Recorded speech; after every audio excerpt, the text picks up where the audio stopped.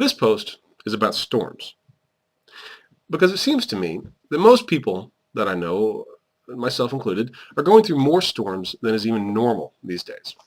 Whatever normal is, I don't know, but it got me to thinking, how do we get to know God and even enjoy him in the middle of our frustrations and our questions and our problems, our storms? And that got me to thinking about the story in the Gospels where the disciples, they get in the boat and they're going across the Sea of Galilee. Everything's fine, and then the storm comes in. And I'm sure at first it's uncomfortable, and then it's dangerous, and then it turns into, Lord, save us, we're perishing. And Jesus is in the bottom of the boat taking a nap, which is pretty cool. And I'm sure the disciples felt like what I sometimes feel like. Where are you? What are you doing? And the thing that I find really interesting about the story is Jesus' response.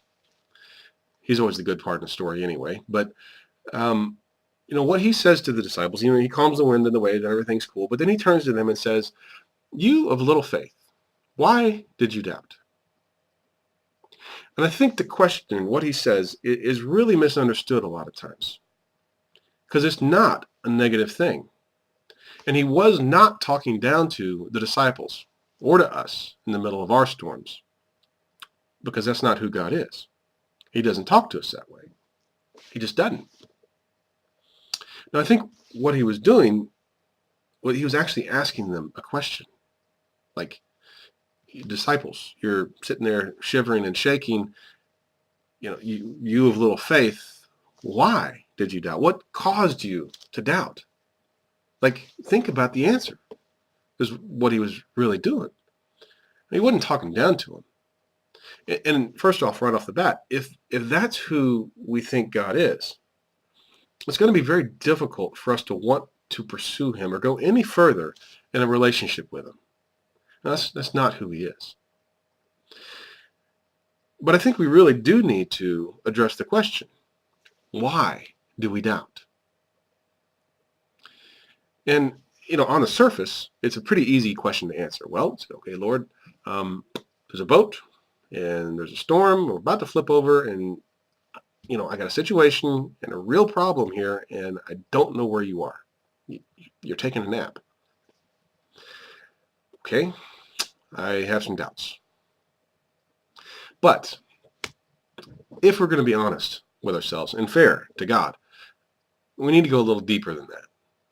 Because we know he didn't make it like this. He didn't make the world to be this way. He didn't want it to be this way. And all we're really saying when we get like that with him is, all we're really saying is just that this is a messed up place. That there's messed up people in it, and messed up relationships, and messed up situations. But he didn't want it to be like this. He didn't make it to be like this. And if there's part of me, that forgets that, we end up in this place where we almost feel like he likes it.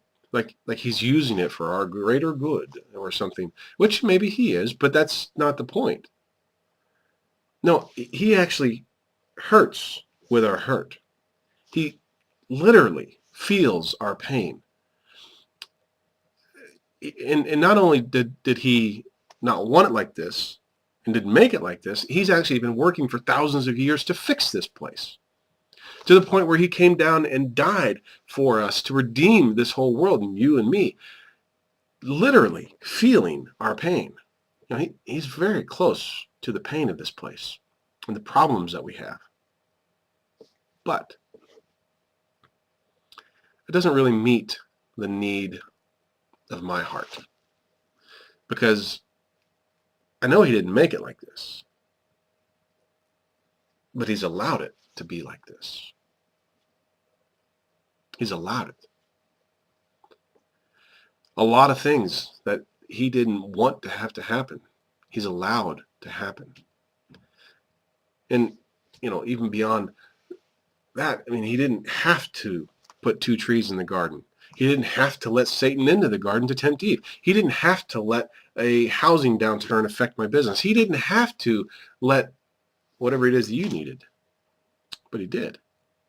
And he has. And so we have an issue in our relationship with God because he's allowed a lot of stuff to happen. And if we're going to move forward into a deeper place in our relationship with God, we've got to acknowledge that and deal with the issue. To give ourselves permission to ask those questions about God, to God. To feel those feelings of frustrations and have a conversation with him about it and get those things out on the table, because that's what you do in a relationship. And not in a self-focused, self-centered kind of way like a kid who just didn't get what he wanted, but really try to see the bigger issues, the bigger picture of what God is doing in the world around us. But, it may be that we will never understand what he's doing, but we need to bring those feelings to him and work those things out.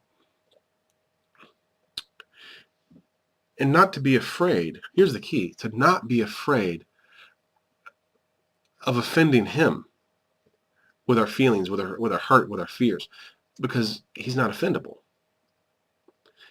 And even more than that, beyond that, he already knows what's inside of us. That may be the point of the whole thing in the first place. He's waiting for us to know what's inside of us. That may be the point. I think that is the point of the storms a lot of times, is for God to reveal to us what's inside of us. For him to show us what we really believe about God. That may be the point of the storms. Because there is an answer to Jesus' question. Why do we doubt? Why did the disciples doubt? I come in all of my wrestlings with this type of thing, these questions, I figured it out. The disciples doubted. They freaked out in the middle of the storm because they didn't know who was in the boat with them. Plain and simple. I get stressed out and worried about the future because I don't know who's walking beside me. God, See, look at it this way. If the disciples, if you ask Peter, James, John, when they were on the shore, before they ever got in the boat, is God good? Can you trust Jesus? Is he strong? Is Jesus strong? They all would have answered yes. But as soon as they get in the boat and the storm comes on, then what's really inside of them gets exposed, brought to light, played out in real life. What they really believed about God got brought to the surface. And it's a time to ask the question, why do you doubt? What is it that you believed or didn't believe about Jesus that gets brought out in the middle of our storms? Because the truth is, God is in control. The thing that we tend to forget is that he is in control. And that nothing is going to happen unless he allows it to happen. And even beyond that, for the disciples, that boat might have flipped over in the ocean, and they all might have died right there in the water. And my situation, might not turn out like I want it to. But that doesn't change the fact that God is good. And it doesn't change the fact that God is the Redeemer. And he's going to make everything okay. Better than okay. He's going to make every sad thing come untrue. Now, I recognize none of this is going to solve our problems. None of this is going to calm our storms. But that's not the point. The point is to know God and to enjoy him, even in the middle of the storm.